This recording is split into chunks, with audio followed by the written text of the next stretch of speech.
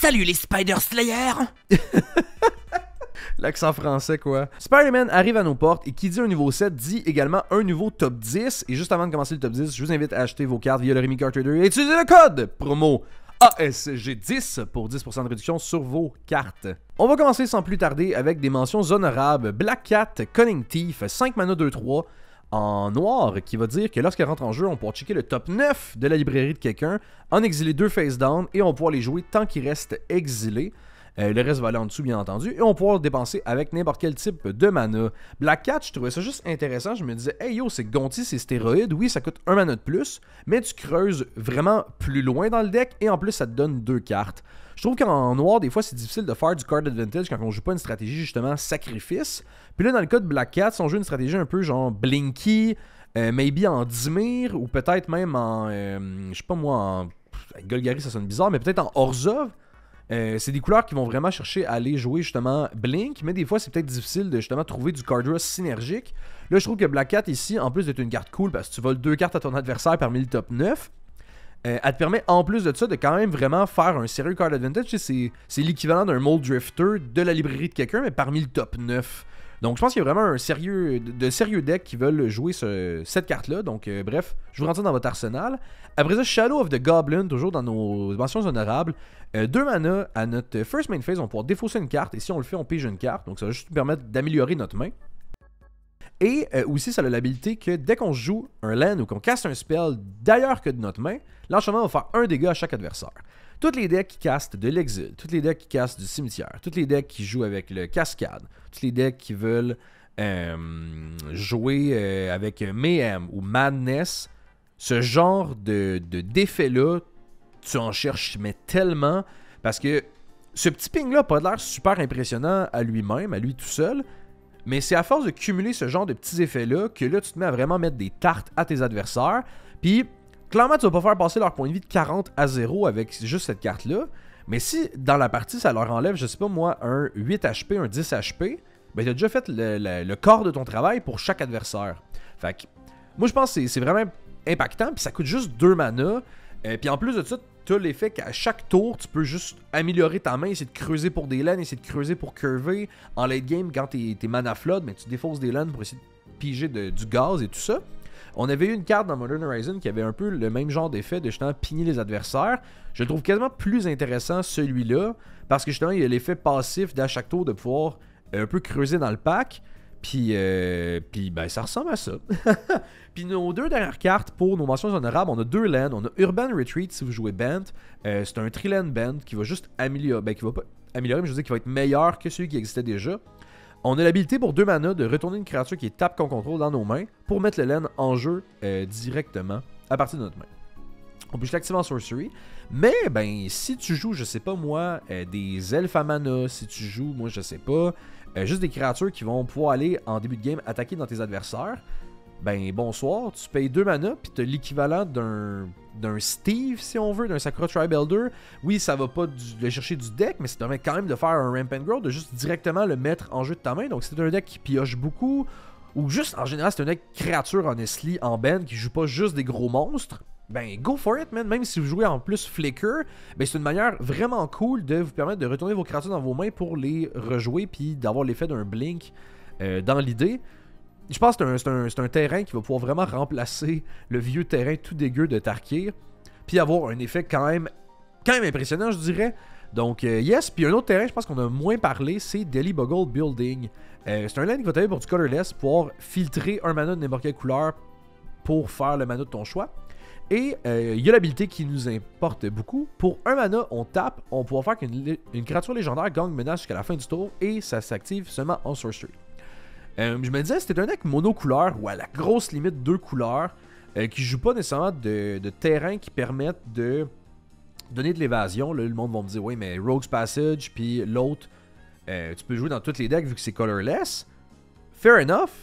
Mais ton Rogue's Passage, pour l'activer, ça te coûte pseudo 5 mana à activer. Parce que 4 plus tu le tapes. Access Tunnel, c'est la laine que je pensais, c'est 3 plus tu le tapes. Ici, Delhi Boggle, c'est juste 1 mana puis tu le tapes. Fait qu'au final, tu payes 2 mana pour rendre ta créature pas vraiment difficile à bloquer, mais quand même, en début de game, donner menace à une créature, c'est vraiment lui donner imbloquable. Puis même dans certains setups où est-ce que tu réussis en première main phase à gérer une créature avec un petit removal, des fois il va leur rester juste une. Genre, il s'était gardé 2 bloqueurs, tu leur gères une créature, il leur en reste une, bam, tu donnes menace, puis là ton commander Voltron ou ta carte que tu veux qu'il passe, parce que sinon elle va se faire bloquer, ben elle peut passer. Moi, c'est dans mon deck Delina, je me disais. Il y a un monde où je remplace juste une de mes montagnes par ça ou une de mes utility lands par un Daily Boggle. Parce que Delina, on veut vraiment qu'elle passe. Parce qu'elle peut se faire bloquer super facilement en étant une 3-2. Puis il arrive des parties où est-ce que j'ai pas justement d'évasion. Mais là, l'avoir dans mes land slots, c'est vraiment excellent. Puis sinon, comme je l'ai dit, ben c'est un land qui tape pour du colorless. Dans tes listes monocouleurs, à part si tu as des cartes qui te coûtent vraiment 3 ou 4 pips de ta couleur, c'est pas hyper grave. C'est le coût d'opportunité est assez bas pour ce genre d'effet-là. Et avant de passer au top 10, parce qu'on a fini nos mentions honorables, juste vous inviter, on fait des top 10 à chaque set. Je vous invite à vous abonner à la chaîne si c'est pas fait. Si vous découvrez la chaîne justement avec le set de Spider-Man, ben abonnez-vous, lâchez un petit like, puis droppez-moi en commentaire si jamais j'ai oublié une carte à la fin de la vidéo. Ça me fait plaisir de vous écouter. Puis je vous invite aussi à aller checker le lien Moxfield avec toutes les cartes du top 10. Il y a également une partie considering avec encore plus de cartes que justement je savais pas trop où rentrer dans le top 10. Donc juste du bonbon. Vous n'aurez pas besoin de checker tout le set pour trouver les bangers. Donc on passe à notre 10e carte. Spider-Man 2099, Miguel O'Hara. 5 mana, 4/4, Legendary Creature, Spider-Man Hero. Lorsqu'il rentre en jeu, on peut bouncer une créature dans la main de son owner. Et lorsque une ou plusieurs créatures connectent dans un joueur, on peut piocher une carte. Bon, c'est pas reconnaissance mission de dès qu'une créature connecte, tu piges. Mais ça a quand même l'avantage d'être l'équivalent d'un Grazilax de si tu connectes dans, mettons, des 3 joueurs différents, tu vas pouvoir piocher 3 cartes. Puis en plus, tu as un bounce effect en rentrant. Dans un deck qui peut aller wide ou qui a des petites créatures évasives, ça va quand même être assez impactant de pouvoir piocher 3 cartes par tour avec ton petit Miguel O'Hara. Puis en plus de ça, il va pouvoir bouncer un bloqueur adverse pour être sûr que tu connectes, ou en tout cas que tu puisses connecter avec de quoi le tour qui rentre. Puis ben ça va te permettre de faire de la pseudo-gestion. Si tu joues dans un deck de blink aussi, tu vas pouvoir le blinker pour continuer à bouncer les trucs. Puis pas juste bouncer, te mettre à piocher après ça en passif, en connectant à tes joueurs. Les decks peut-être de Yorion pourraient apprécier ce genre d'effet-là. Peut-être Brago sinon. Si vous jouez des versions plus low-powered Brago, disons. Parce que Brago, ça cherche quand même à aller infinite, souvent avec Strenic Resonator. Mais bref, genre, moi je trouve que c'est juste une cool carte que je pense qu'elle va pas super, genre, shiner dans le set. C'est une mythique. Le monde va dire, ah yo, c'est une mythique toute pourrie. Mais pourtant, je trouve qu'elle est vraiment très impactante dans les shells qui vont pouvoir justement bien l'utiliser. Si vous avez un deck qui vous pensez que Miguel peut rentrer, vous le direz en commentaire. En 9e place, Villainous Wrath. 5 mana pour une sorcery qui dit qu'un adversaire va perdre la vie égale au nombre de créatures que lui contrôle. Et après ça, toi, tu vas pouvoir péter toutes les créatures en général. Les border types en noir sont souvent assez limités. On pense rapidement à Toxic Deluge, on pense au Blasphemous Edict. Après ça, on pense aux border types un peu plus mou, genre Crux of Fate. Les border types un peu plus chers en mana, genre Ringarok's Wake ou Decree of Pain. Mais on a rarement de board wipe, genre vraiment clean cut à 4-5 mana qui sont juste. Là, vous allez me dire, c'est quoi, c'est pas Wrath of God, là, la version noire. Damnation. Vous allez me dire Damnation. Mais là, pour vous dépasser un mana de plus, puis peut-être que c'est juste 5 mana, je pète toutes les créatures. Et toi, ben, perds 12 de vie, perds 7 de vie, perds 10 de vie. Genre, ça paraît con, mais tu sais, puis dans certains decks, ben, je veux dire, contre certains decks, la ligne de faire perdre la vie à un adversaire, ça va littéralement être je te doom et t'es mort parce que les decks de gobelins, les decks d'elfes, les decks qui vont aller très très wide avec des tokens aussi, vous allez juste être en mode bon ben perd 25-30 de vie, ben la personne est morte, la personne n'existe plus, puis toi en plus tu reset la table, tu tué un de tes adversaires, ça te propulse vraiment vers l'avant dans la partie, puis je trouve ça juste cool de base le rate 5 mana wipe le board, ça peut vraiment être excellent. Puis l'illustration est quand même sick de Dr. Octopus avec le Spider-Man. Donc bref, si vous cherchez un board wipe comme plus générique dans un pack, essayez ça, moi je suis sûr que ça va faire vraiment le taf. En 8e place, Spider Sense, 2 mana en instant. On peut web slinging pour 1, donc comme on parlait plus tôt, web slinging l'habilité c'est que tu peux caster le spell pour le mana réduit de web slinging si tu retournes une créature engagée dans ta main. Donc un elfe à mana, une petite créature que tu as décidé d'attaquer avec, de taper dans que tu as décidé de taper ton Springleaf Drum avec. Springleaf Drum, gros banger qu'on parlait dans notre vidéo de carte budget, je vous invite à aller checker la vidéo. Mais bref, l'effet de la carte, on va pouvoir counter un instant, une sorcery ou une triggered abilité. Et là on pourrait se dire, hey, l'effet est quand même assez narrow, assez, je sais pas ce qu'on en français, assez étroit. Instant Sorcery puis Trigger Ability, c'est pas grand chose, mais au final, c'est le fait que ton coût de mana pour caster ton Counter Spell est assez bas. 2 mana, puis même 1 si t'as le goût de retourner une créature dans tes mains, tu peux te garder vraiment juste un petit trésor ouvert ou juste un petit bleu, faire peur à tes adversaires, puis au final, ben t'as quand même de quoi qui va gérer souvent les removals, les board wipe, donc souvent on joue les Counter Spells pour se protéger, dans cette idée-là c'est vraiment bon, ou pour canceller les win-con adverses. Pensons à des win-con classiques de Commander qui finissent la partie. Bon, Torment of Hellfire, notre Spider Sense, il règle la carte. Pensons sinon à un Cyclone Griff, souvent qui va être juste je bounce le board adverse, puis après ça j'attaque dans tout le monde, tu vas pouvoir counter le Cyclone Griff. On pense à des triggers d'habilité. Bon, ben, toutes les Grey Merchant of Asphodel, toutes les Moonshaker Cavalry, puis Creative Behemoth, toutes des triggers d'hability. Tu laisses ton Creative resolve, puis il rentre en jeu, il est tout content, personne ne le contre. Oh mon dieu, j'ai gagné la game. Il rentre en jeu, tu counter le trigger d'hability. Man. Quel gros feels bad. Puis après ça, il l'éphémérate. Mais sans blague, sinon, genre, je veux dire, moi je trouve qu'il y a tellement de trigger d'hability, ou juste même, ça va être l'équivalent souvent de counter une créature à la quantité de trigger d'hability qui existe dans le format. Ça va souvent être assez clé pour contrer un moment clé justement du tour de quelqu'un, de soit justement il évaluait une grosse créature qui allait avoir un bon effet d'entrée en jeu, de connect, de début de combat, que lorsqu'elle attaque, moi je pense à mettons Delina, si pendant un tour tu fais juste counter ma trigger ability de Delina, sur un tour où j'allais copier de quoi d'important, ben ça fait juste que mon tour est ruiné au complet, là. Fait que genre, moi je pense que Spider Sense ça va peut-être être même meilleur que certains counterspells classiques que vous jouez dans vos listes, donc je vous invite à l'essayer. Puis qu'on passe à mon chiffre préféré, le numéro 7, Rhino's Rampage. Je l'avais droppé sur le serveur Discord, le petit Rhino's Rampage. Si jamais d'ailleurs vous voulez venir sur le serveur Discord pour parler des spoilers, je vous invite à le faire, le lien est en description. Mais bref, Rhino's Rampage, un petit Gruul hybride pour une sorcery qui dit qu'une créature qu'on contrôle va pouvoir gagner plus 1 attaque jusqu'à la fin du tour et elle va fight une créature d'un adversaire. Et si du dégât excédant les points de vie de la créature a été fait, on va péter un non-creature spell que ce joueur-là, non-creature artefact, excusez-moi, que ce joueur-là contrôle coûte 3 mana ou moins. Dans les decks Gruul, généralement, c'est assez difficile de gérer des créatures. Puis souvent, des fois, on fait juste comme jouer nos Beast Within, nos Ulvenwald Tracker. On décide de jouer peut-être 1 ou 2 Fight Spells, ou même on décide de juste laisser tomber et de pas jouer de removal de créatures. Ici, Rhino's Rampage, je le trouve vraiment intéressant. De 1, le fait qu'il donne le petit +1 d'attaque à ta créature, ben ça va MA2 pour le fight et pour la phase de combat. Si votre créature a Double Strike, c'est comme si tu y avais donné comme 2 de force. Si vous jouez un Commander Voltron, le +1 d'attaque peut également MA2. Pour le fight, après ça, ben bonsoir, t'as pas mal le on-rate de ce que tu voulais, de juste tu payes 1 mana, tu gères une créature adverse dès qu'elle est plus grosse que la sienne. Et après ça, ben si ta grosse bébite, mettons Galta, a fait du dégât excédent à sa créature, ce qui va arriver constamment, ben bonsoir, tu pètes un de ses mana rock, tu vas pouvoir péter une de ses pieces value en artefact qui coûte 3 anneaux au moins. C'est pas les meilleures pieces du monde, mais juste lui enlever une roche et lui enlever sa meilleure créature en jeu pour 1 mana, je me dis yo, genre, c'est quand même un raid pas si pire qui, selon moi, devient peut-être le meilleur fight spell du format. Si vous en avez d'autres, vous me le direz, mais moi, honnêtement, en Gruul, du moins, je pense que c'est un de ceux que j'ai vraiment envie de jouer dans un deck, puis qui me donne même envie si j'ai pas de synergie nécessairement avec le fight. Il y a certains decks qui vont se raffoler, genre, est-ce que c'est Neyali? Non, c'est Neyali? Neyit. Il y a Neyit qui va se raffoler de cet effet-là, mais sinon, même si je joue pas Neyit, pour moi, genre, c'est juste un parfait banger removal pour vos decks, justement, Gruul.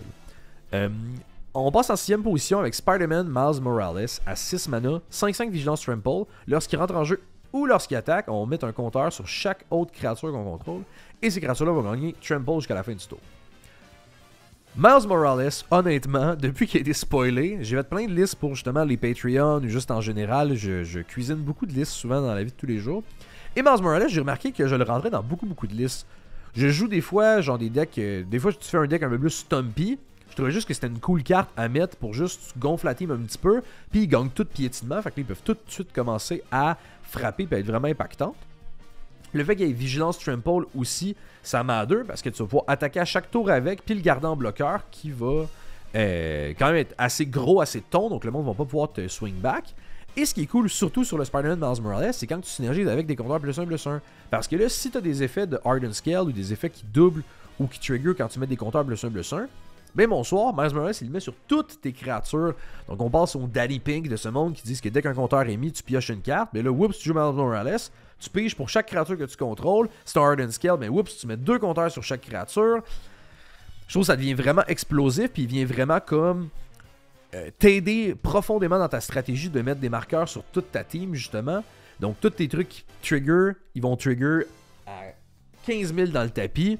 Genre, si vous jouez un deck de compteurs, faites attention parce que son prix, pour le moment, est élevé avant le release du set.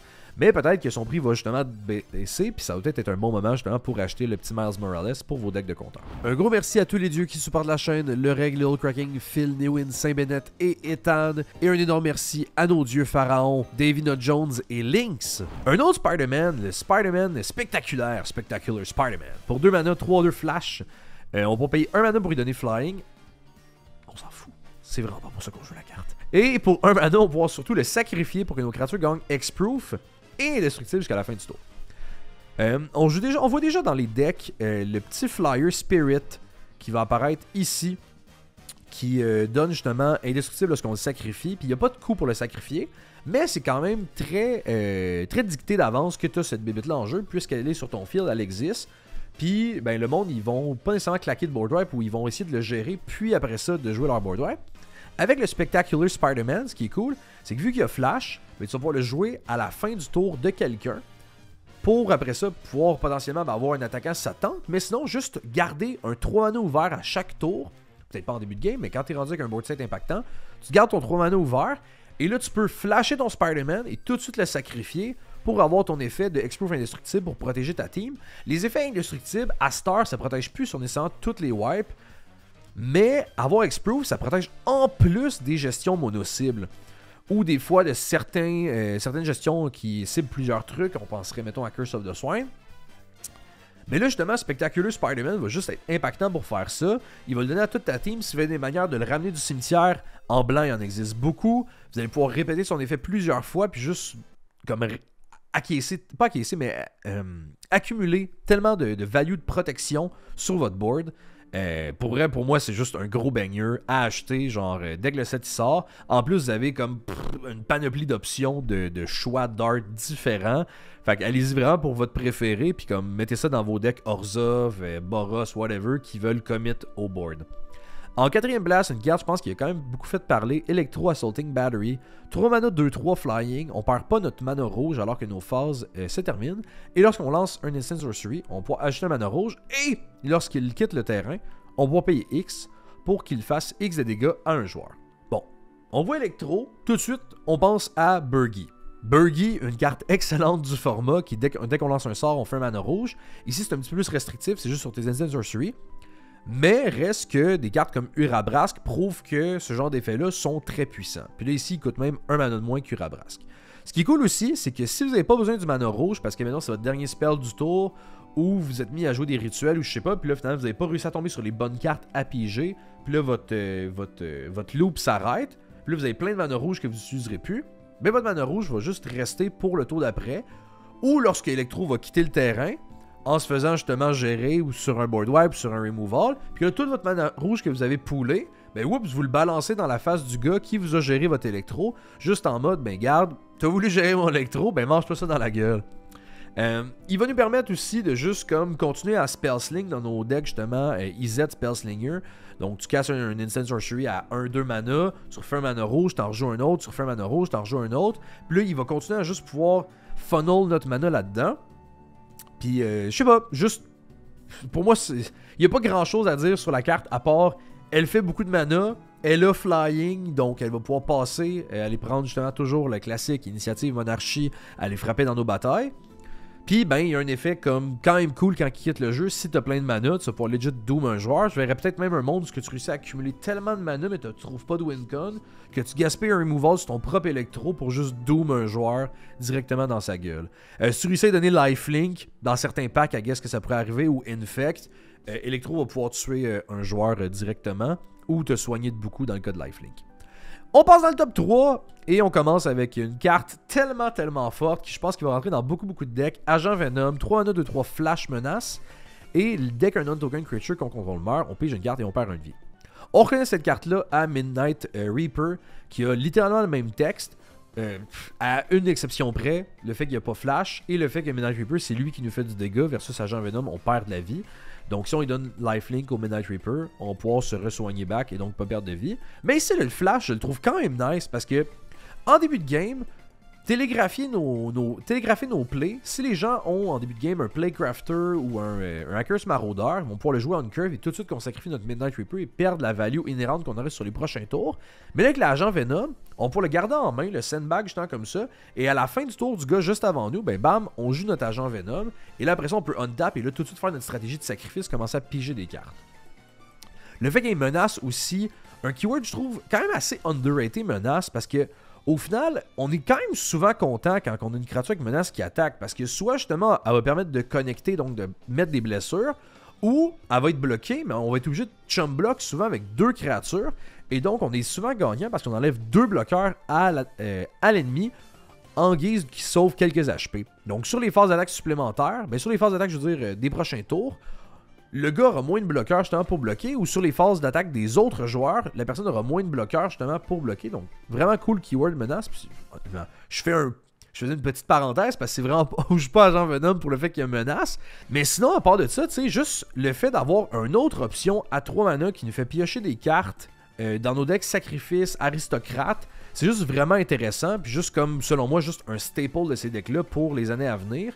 Le fait que ce soit non-token, il faut faire attention par contre, si vous jouez un deck qui joue beaucoup de tokens en tant que char à canon, ça va moins bien fonctionner, mais dans des shells où est-ce que vous jouez Nether Trader, Bloodghast, des cartes qui vont justement se cycler du cimetière comme ça puis revenir en jeu continuellement, ça va vraiment être excellent. Puis c'est là que vos agents Venom, vos Midnight Reaper vont tellement shine dans vos packs, puis que vous allez juste vous mettre à défoncer en value vos adversaires. Je prends un petit 3 secondes pour remercier mes Patreons qui supportent la chaîne. Si jamais ça vous intéresse, il va y avoir le lien en description. En 2, je sais pas si c'est vraiment la deuxième carte la plus forte du set, mais pour moi, c'est genre une des cartes que je t'emmène. J'ai tellement envie de jouer ça dans des listes. C'est Maximum Carnage. 5 mana, ça va être une saga en rouge qui va vraiment faire mal.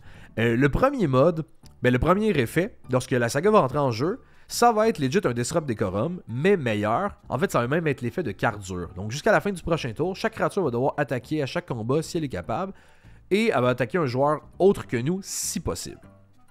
Donc, si vous jouez en first main phase, votre team va être obligé d'attaquer dans les adversaires, mais si vous jouez en deuxième main phase, vous êtes chill, vos créatures vont être correctes, vous ne serez pas forcé d'attaquer avec toutes vos créatures. Donc juste un petit truc à noter quand même pour le premier mode, le premier effet.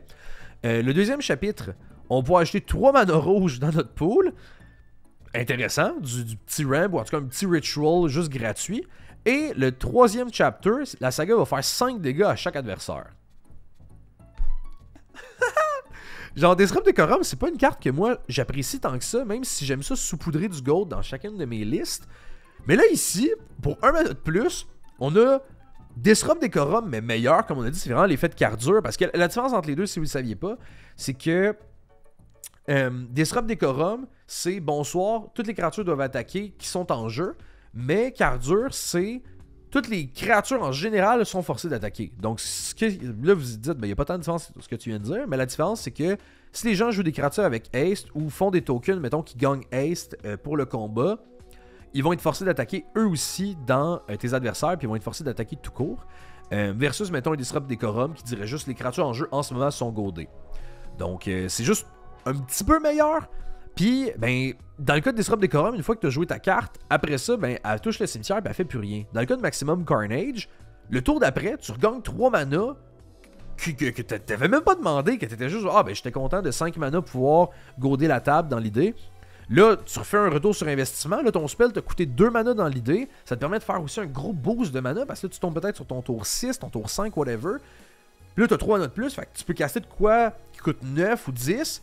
Ou encore une fois, genre juste être capable de double caster, triple caster, être vraiment impactant. Puis si ta saga dure un tour de plus, le monde va pas vouloir tant la gérer que ça. Tu fais 5 dégâts à chaque adversaire, fait 15 dégâts au total. La carte va tellement être impactante pour les shells qui veulent jouer de l'agression. Moi, il y a beaucoup de packs que j'ai envie de la runner. Puis je trouve que c'est vraiment une nice upgrade, une nice, justement une nice amélioration à Disrupt Decorum si vous le jouez dans vos listes. rentrez Maximum Carnage. J'espère que la carte va pas valoir trop cher, s'il vous plaît. Mais pour moi, c'est juste un no-brainer. Si vous êtes capable, en plus de Proliferate, je vous le demande même pas, mais si vous êtes capable de Proliferate ou de ramener la saga en jeu, je construisais pour un de mes amis récemment un deck de saga justement en 5 couleurs. Puis Maximum Carnage, genre juste rentrer dans la liste pour aider à close la partie. Si vous êtes capable de copier la saga aussi, genre ça va juste être tellement sick. Genre, puis en plus, il y a 2 illustrations, genre quand même cool, fait que vous pourrez choisir celle que vous préférez. Et on passe à, selon moi, le plus gros banger du set. Là, après, quand je vais vous avoir montré la carte, vous allez être genre Yo, Soulstone, pourquoi Soulstone n'est pas en numéro 1? Parce que Soulstone, pour moi, c'est une erreur, pas dans le format, mais une erreur de design, parce que ça devient juste un auto-staple vraiment dans tous les decks qui jouent du noir. Peut-être pas ceux qui jouent du vert, mais peut-être même à ce moment-là. C'est juste le meilleur mana rock ever, probablement à date qui est sorti, mais bref. La carte que l'on veut parler, c'est Hide on the Ceiling, un bleu et X, instant. On pourra exiler X target artifact et ou créatures, et on retourne les cartes exilées sur le terrain de leur owner au prochain end step. La carte, honnêtement, elle n'a pas l'air de grand chose. Quand on la lit, on se dit, hey man, on va pouvoir dépenser beaucoup de mana si on veut exiler toute notre team. Mais c'est que la carte est vraiment très versatile. De un, si on veut seulement exiler une piece à nous pour répéter des blink effects, donc répéter des effets d'entrée en jeu, on pourra justement payer 1 dans le X, payer 2 mana au total pour juste blinker nos créatures. Elle va revenir au prochain step, on va pouvoir faire direct son effet. Le fait que c'est une instant puis pas une sorcery, ça va nous permettre aussi de l'utiliser en guise de protection. Donc quelqu'un arrive pour gérer notre commander, notre créature qui a, je sais pas moi, un ETB, mais un effet intéressant en général. On pourra utiliser Hide on the Ceiling, la targeter, et là la faire quitter, et elle revient au end step, donc ça va fizzle le spell. Dans le cas d'un board wipe, ça nous permet de également encore protéger mono-cible, mais là, en plus de protéger mono-cible, vu que ça revient au prochain step, ça peut protéger plusieurs créatures. Si t'es en mid to late game, puis tu te gardes Hide on the Ceiling avec, je sais pas moi, 5-6 mana ouverts, t'es vraiment chill. Genre, il peut arriver à peu près n'importe quoi, puis au final, tu vas vraiment être correct. Tu casses ton Hide on the Ceiling, quelqu'un te force à sacrifier 5 créatures, quelqu'un te force à bandir tout ton board avec un Cyclonic Rift, quoi que ce soit. Tu casses ton Hide on the Ceiling, tout s'en va, reviens au end step, tu répètes tous tes effets d'entrée en jeu. La carte a aussi la versatilité, parce que là j'ai déjà nommé 3 effets intéressants. La carte a aussi la versatilité de si on t'attaque pour létal, ben tu casses ton Hide on the Ceiling avec, je sais pas, X égale 3 en plus le bleu. T'exiles 3 attaquants qui vont vers toi, puis les créatures vont juste disparaître du combat, puis revenir à la fin du tour. Oui, tu vas répéter les effets d'entrée en jeu. C'est vraiment peut-être la ligne de play la moins intéressante de tout ce que j'ai nommé, mais reste que au final, c'est quand même une option de plus que tu peux faire avec la carte. Ça peut également exiler des artefacts. Donc, si on veut éviter, mettons, un tour de Bolas Citadelle de quelqu'un, on peut également juste lui exiler son Bolas Citadelle après qu'il ait casté un seul sort. Puis, on lui dit, ben, arrête de caster des spells pour le reste du tour avec ton Bolas Citadelle. Fait que, la carte a cette versatilité-là de pouvoir être, comme temporiser certains plays chez les adversaires, mais aussi nous offrir de la protection, mais aussi nous offrir de la value, du card advantage. Si vous jouez un deck justement très toolboxy avec des créatures qui ont des bons effets d'entrée en jeu, Hide on the Ceiling va juste être excellente parce qu'elle va pouvoir répéter n'importe quel de vos effets d'entrée en jeu. Puis c'est là que je trouve ça bon parce qu'en bleu, à date, on n'avait pas tant vu d'effets qui exilent plusieurs créatures en jeu. On voit beaucoup ce genre d'effets-là en blanc avec Ghostway notamment et... j'ai oublié le nom de la carte, mais on en a parlé dans le podcast avec les gars de Mécanique Combustible. Je vous invite à aller voir le podcast, il va apparaître ici. Mais en bleu, il n'y a pas ce genre d'effet-là qui existe. Vous checkerez un peu sur Scryfall ou juste en général si je me trompe au final.